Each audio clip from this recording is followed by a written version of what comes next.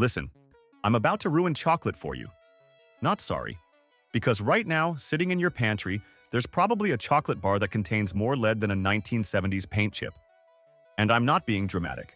That's literally what Consumer Reports found when they tested America's most popular brands in 2024 and 2025.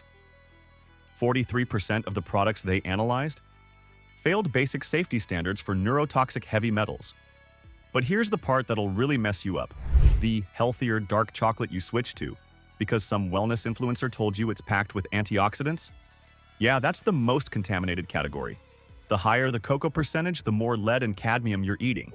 It's like someone at the chocolate factory looked at the concept of health food and said, how can we make this ironic?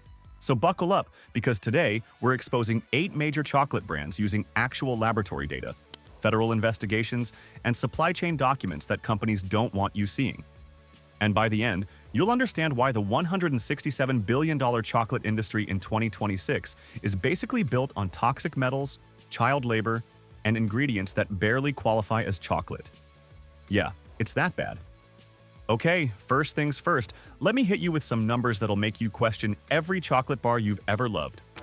The global chocolate market is worth $167 billion in 2026 and growing at 4.8% annually.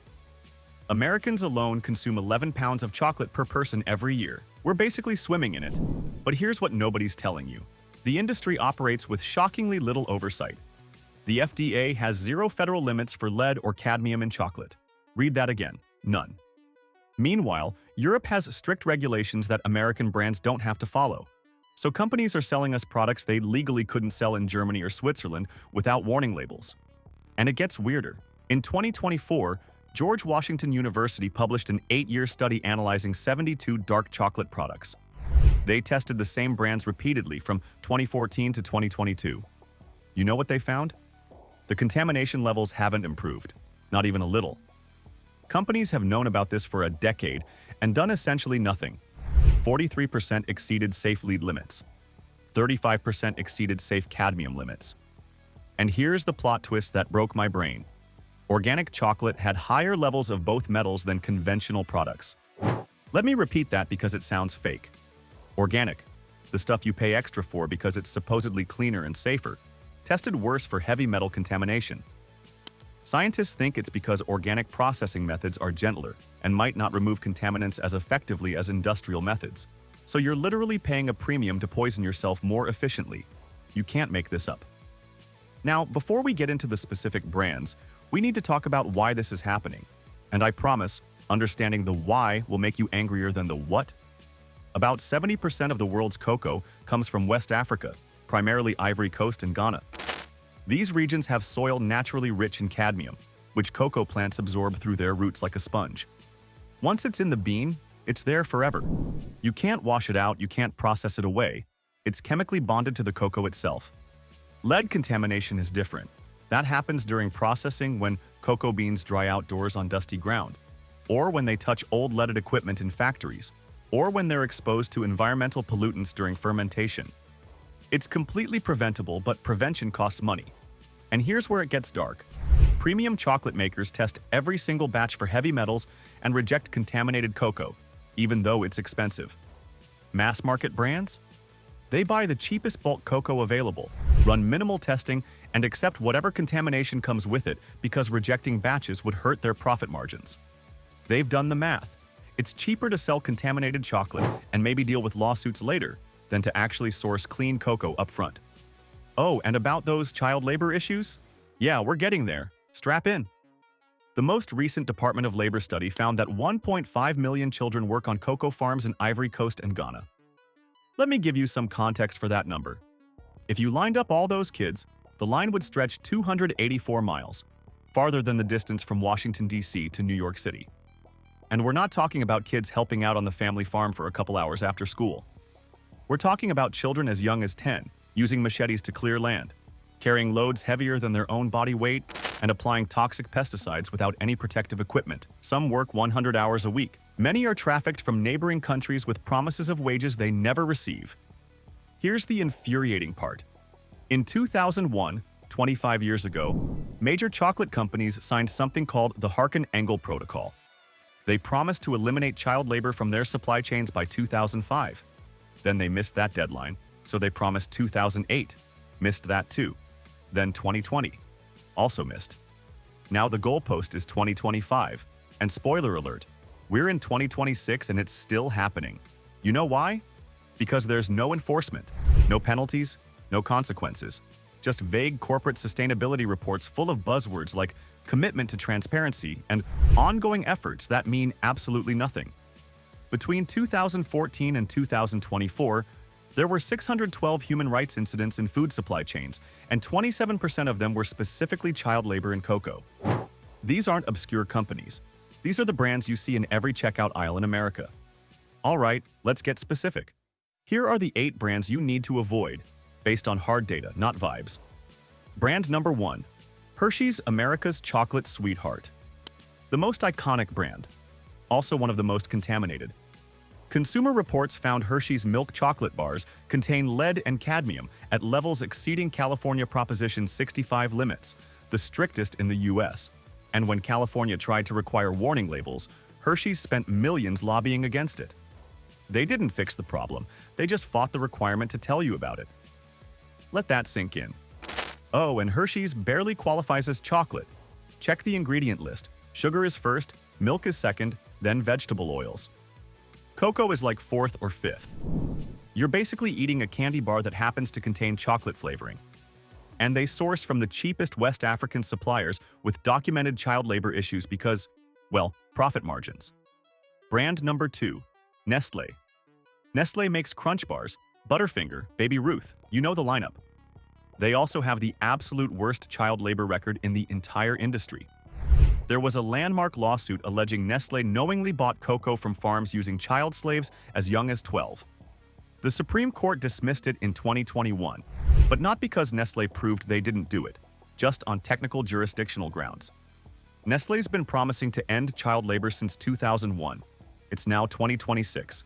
Still happening? They generate over $100 billion in revenue annually, but somehow can't afford to pay enough for cocoa that doesn't involve children with machetes. Also, high heavy metal contamination, including in products marketed to kids with cartoon characters.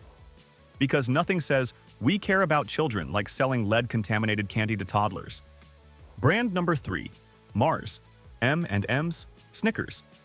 Mars is worth about $140 billion and makes some of the best-selling candy in the world. They also pack their products with petroleum-derived artificial dyes that are banned or require warning labels in Europe. M&M's contain Blue 1, Blue 2, Red 40, Yellow 5, Yellow 6, all synthetic colors linked to hyperactivity in children. Multiple peer-reviewed studies confirm this.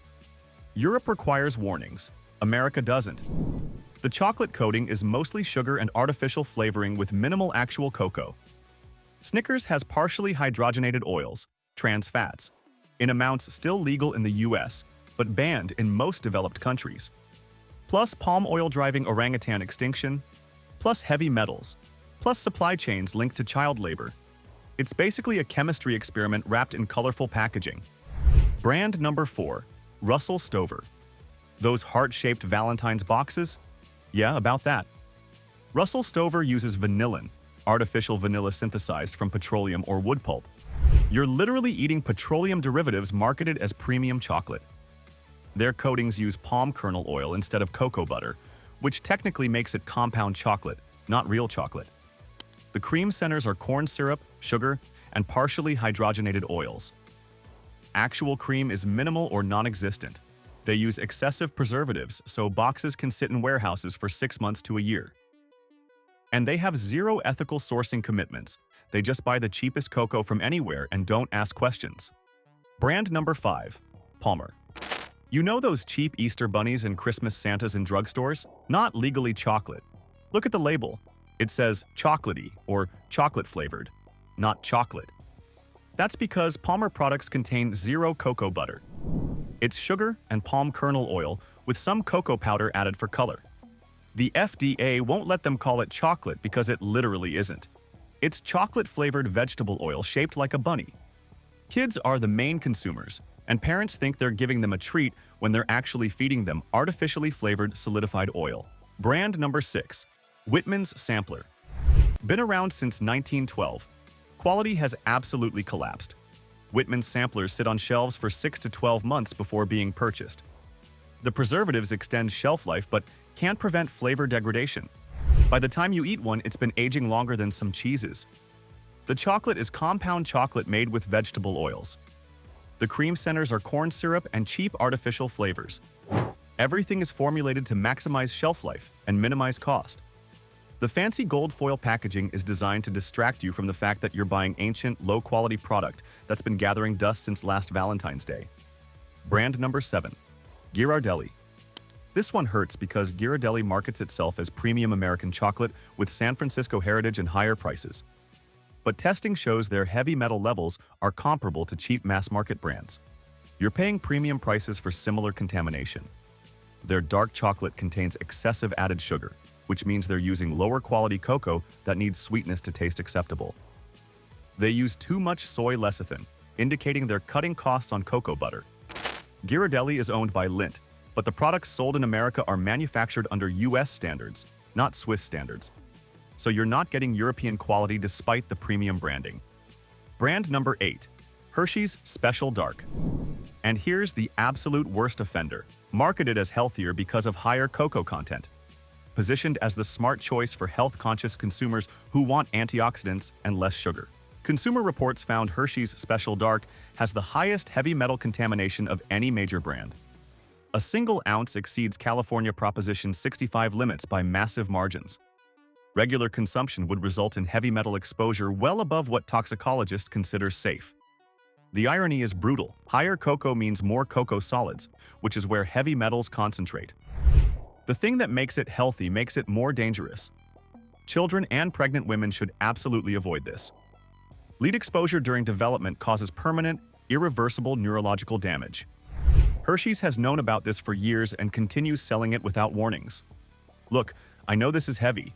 You're probably staring at your pantry right now having an existential crisis. But here's the thing. Better options exist, and they're not even that much more expensive.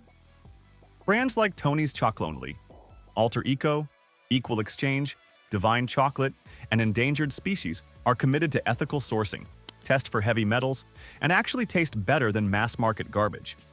Fair trade chocolate costs maybe $2 to $3 more per bar. That's it. For that tiny premium, you get products without neurotoxic contamination and without child slavery in the supply chain. The chocolate industry is worth $167 billion in 2026, growing every year. And they've convinced us that ethical, safe chocolate is some luxury item only rich people can afford. It's not. It's just slightly less convenient because you might have to walk past the Hershey's display to find it. Here's what I want you to take from this. Every time you buy chocolate, you're voting with your wallet. You're either supporting companies that cut every corner to maximize profit at the expense of children's safety and lives, or you're supporting companies trying to do things right. The information is out there now. You can't claim ignorance anymore. And honestly, that's a good thing. Because once you know, you can make better choices. You can read labels. You can ask questions. You can demand transparency. The chocolate industry has operated in the shadows for decades, banking on consumers not reading ingredient lists, not researching supply chains, not questioning why some chocolate is suspiciously cheap. They depend on your ignorance. So don't give it to them. If this video changed how you think about chocolate, hit subscribe. We're constantly investigating industries that profit from keeping you in the dark, from food to finance to tech. Drop a comment below. Which brand were you buying? Are you switching after learning this? I read every single comment. And here's my challenge to you. Next time you're in the chocolate aisle, spend 30 extra seconds reading the label. Look for fair trade certification. Check if cocoa and cocoa butter are the primary ingredients, not sugar and vegetable oils. Avoid artificial colors and partially hydrogenated oils. You deserve better than lead-contaminated candy made by children. Your kids deserve better. The kids harvesting cocoa deserve better. So let's demand better. Together. Thanks for watching. See you in the next one.